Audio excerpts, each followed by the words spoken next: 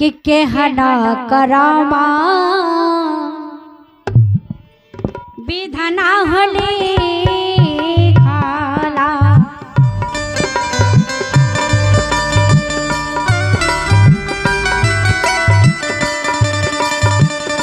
केहना करामा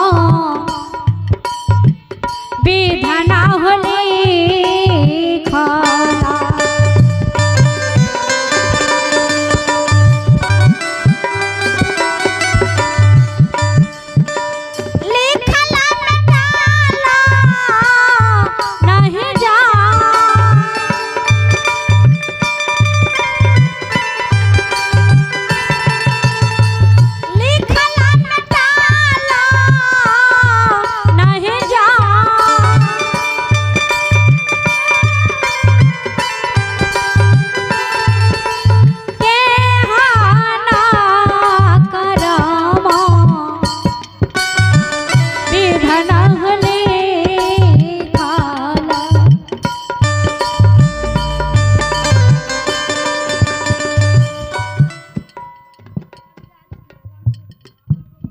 आइए रवि राजकुमार बच्चे की ओर से शत के दरबार में 51 रुपए की दान है।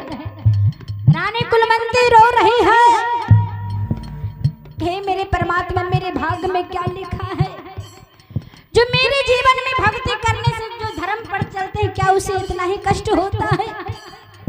मेरे जीवन में सुख नहीं। रो रो करके रानी कुलवंती कर हे मेरे परमात्मा मंगी नौरिन कहते महारानी काश राजा साहब के बात मान लेते तो आज ये दुर्दशा नहीं होता।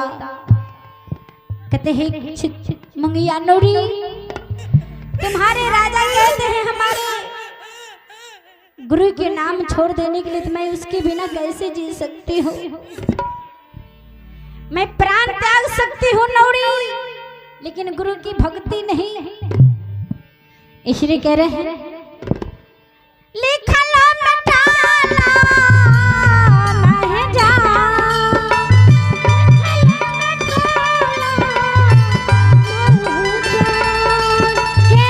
Ha